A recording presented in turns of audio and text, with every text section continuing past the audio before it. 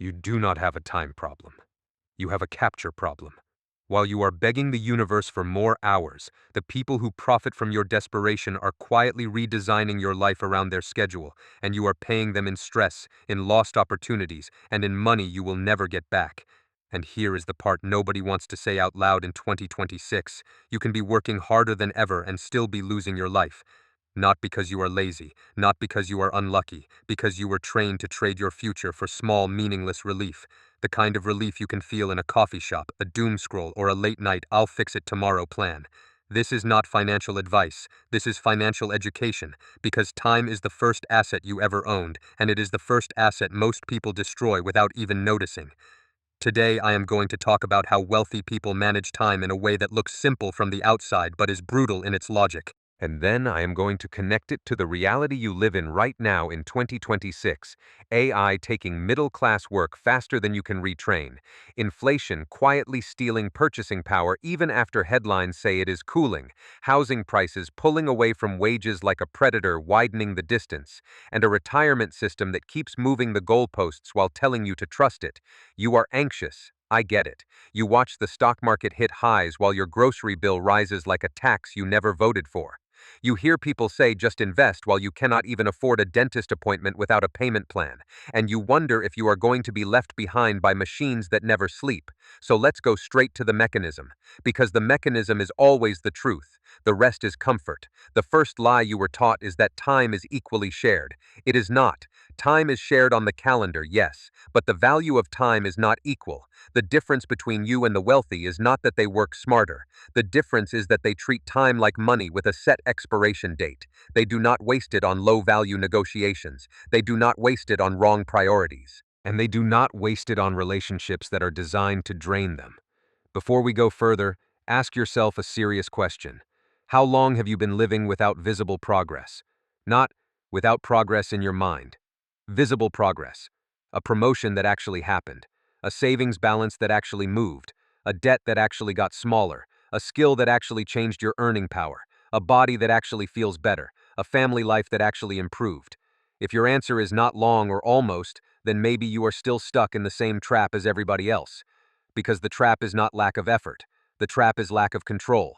Now imagine the scene. In 2026, you are sitting across from your bank app. You check it like it is weather. You wait for bad news like it is routine. Then you get a message about overdraft fees you did not see coming.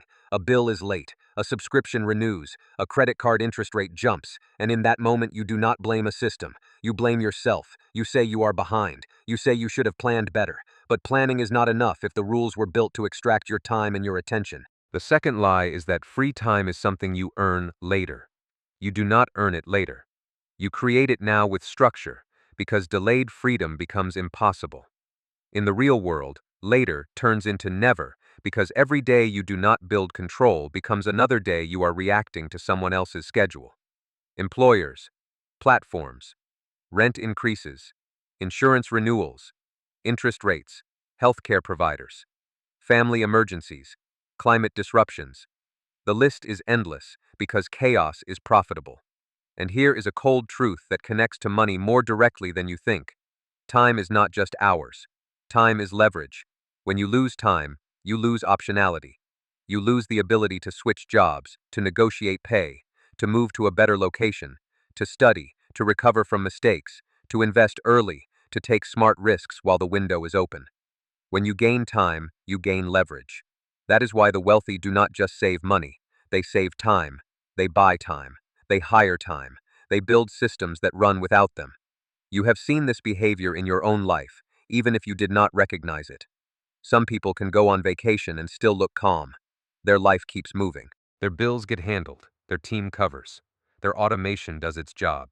Their schedule does not fall apart because they planned ahead. They are not less stressed. They are just less exposed. Now I want to take you back to an old story, because old stories still work when the truth underneath them is timeless. Picture a man named Benjamin Franklin before the United States existed. Franklin owned a bookstore. One day a customer approaches the counter and asks for a discount. The clerk says no, the price is already fair. The customer begs anyway, as if being persistent makes him smarter. He negotiates for more than 10 minutes. 10 minutes of human attention, friction, and irritation. And Franklin, the owner, hears what happened. He storms out and tells the customer something that sounds insane until you live long enough with real money. Franklin says, "You know what you just did? You wasted more time than the discount is worth. And if you keep wasting more time, I will not just refuse the discount, I will raise the price. Because time is not only yours to spend, it is also the store's capacity to serve others." Then Franklin gives the line that cuts straight through the modern world: money can be earned again, but time cannot. You can always chase another dollar. You cannot chase another decade. That principle is not just philosophy, it is financial math. In 2026, the math is even more brutal because time is being targeted by systems that steal attention. Your phone, your feeds, your workplace messaging, your algorithmic engagement design, your employer's constant emergency culture, and now AI, which can do parts of your job faster than you can explain what you do. When technology compresses productivity, it also compresses tolerance. If you do not have a system for your time, you will be replaced faster. Let's make it real. Picture a 32-year-old nurse named David in the United States. David works long shifts, nights and weekends because he has rent due and medical bills that do not care about his calendar. In 2025, he heard the phrase, "future-proof your career." So he enrolled in a course about AI and healthcare. He watches videos after midnight. He takes notes. He feels motivated. Then he misses one deadline at work because he was exhausted. Management schedules him to cover an extra unit. His overtime becomes the new baseline. He keeps studying on a broken schedule anyway, because studying feels like progress. But his real goal should have been to reduce his exposure, to stabilize his life, to increase his earning leverage. David is not lazy. David is managing time the way most people do, emotionally. He makes decisions based on what feels urgent, not on what changes outcomes. And the cruel part is that the market rewards outcomes, not intentions. AI does not care that David watched tutorials. AI does not care that he felt busy. AI cares about throughput, accuracy, and consistency. If he cannot maintain those while his life is on fire, his options narrow. He keeps running harder just to stay in place. And then the next lie hits: you are told that you can learn to code or reskill your way out. The advice peaked around 2020.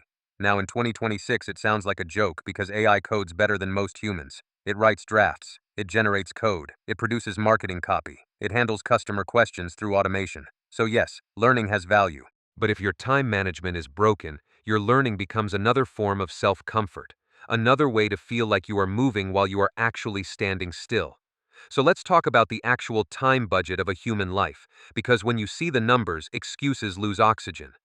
There was an American researcher who tried to estimate how much of your lifespan is spent on different activities. The point is not to worship the exact percentages.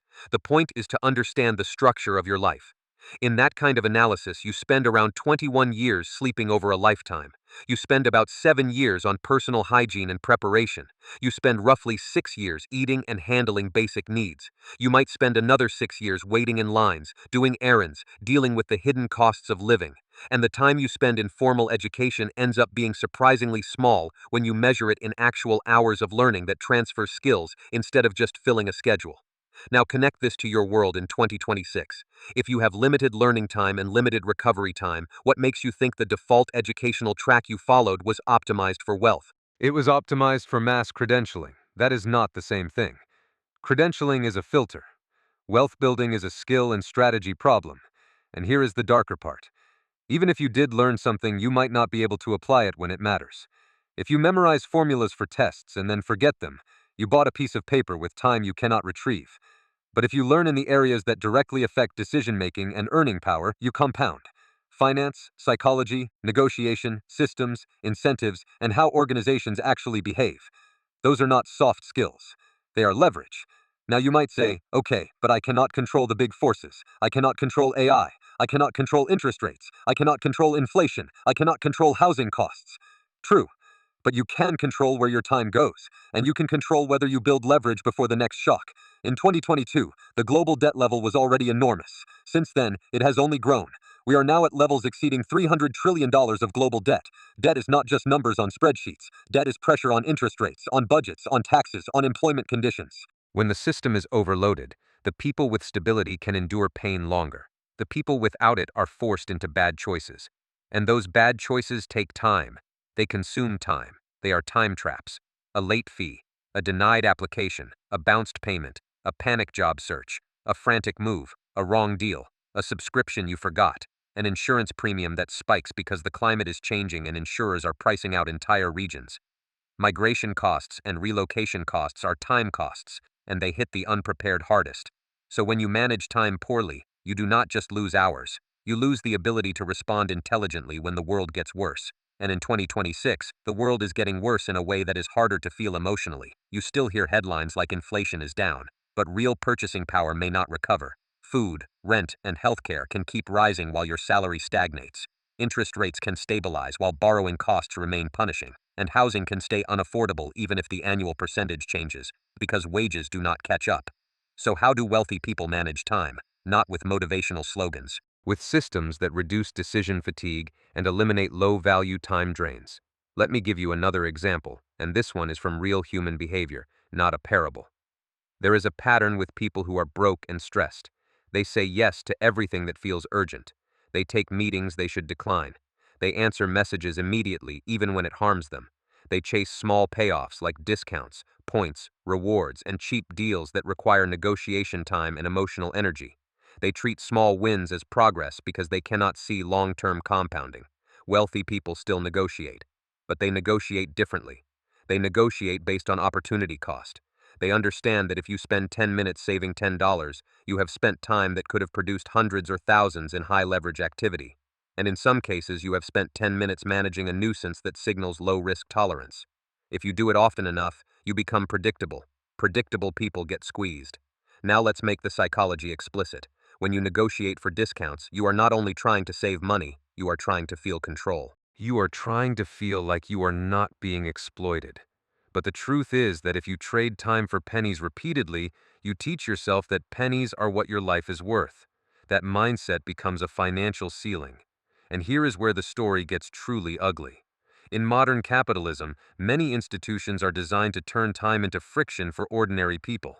Your landlord raises rent, your bank increases fees, your employer adds tasks, your platform changes algorithms, your insurance sends a renewal that costs more, your retirement plan gets delayed or underfunded.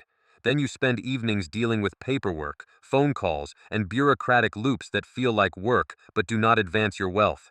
So you end up in survival mode. Survival mode is a time management style, and it is the worst one. It prioritizes the urgent, not the important, and it trains you to confuse movement with progress.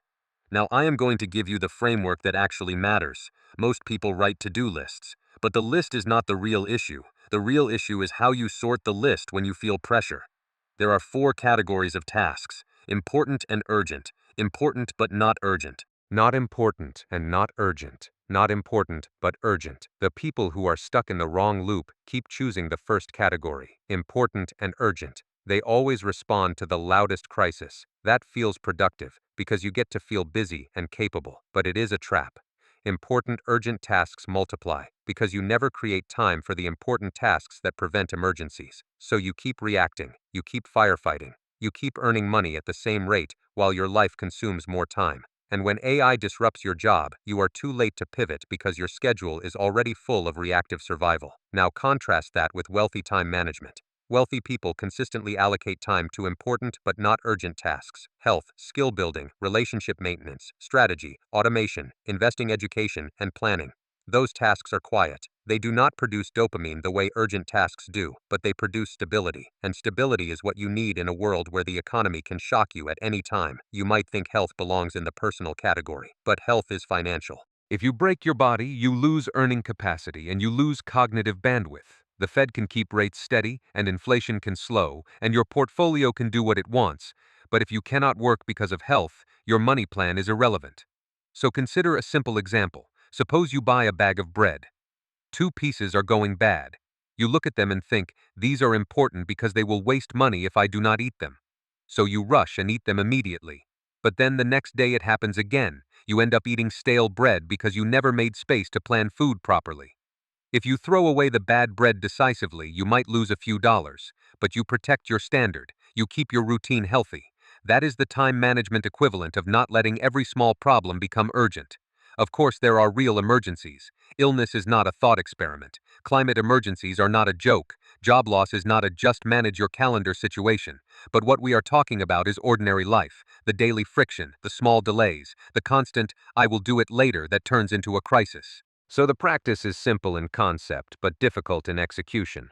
Before starting anything, ask if it is important or not important, then ask if it is urgent or not urgent. Then you plan the urgent stuff around the important stuff you refuse to neglect. Now you might ask, how is this connected to money, inequality, and the feeling that the system is rigged? Because the system rigging is not a single conspiracy. It is an incentive structure that rewards those who have leverage and punishes those who are always busy. Look at the wealth concentration data. In recent years, the top 1% has increased their share of wealth. That means the richest people own more productive assets, more stakes in companies, more income streams, and more ability to borrow against assets at favorable rates. While you are busy managing your schedule like a human fire extinguisher, the wealthy are using time differently. They invest when the odds are favorable. They negotiate long-term contracts. They buy assets that produce income without daily labor. They build companies that run with management layers, not owner handholding. In other words, they buy time by owning systems. And they buy those systems through capital accumulation. That is why time management and financial education are inseparable. If you are not building leverage, you remain trapped in time-consuming work that AI and automation will eventually compress. Now let's talk about the specific obstacle wealthy people handle that ordinary people collapse under. They do not do everything themselves. They delegate. They train people. They build teams and processes that allow the owner or leader to think and strategize instead of micromanaging everything. You have probably heard stories about geniuses who failed not because they were not smart, but because they carried everything alone. In the historical record, there is a strategist who is famous for brilliance but also known for an execution flaw. He was so careful that he refused to fully trust others. When you refuse to delegate, every task becomes your burden, your schedule becomes your bottleneck, your health becomes a casualty, your leadership becomes exhaustion. You feel that in your own workplace. When a manager keeps tasks inside their head, they create slowdowns. When leadership cannot delegate, the company becomes fragile. And when your company is fragile, your income is fragile. And when your income is fragile, your time is consumed by instability. In modern terms, delegation is not just having assistants. It is building organizational redundancy. It is training the next layer. It is creating documentation so that the business can survive when you are sick. It is using automation so that small tasks do not eat your week. And here is the hard part for you personally. Delegation requires trust, and trust requires training.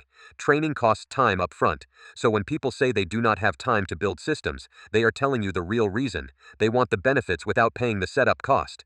But wealth is not free. Wealth is mostly setup. Now I'm going to bring this home with a micro story that you can feel. Imagine you are a small business owner or a freelancer.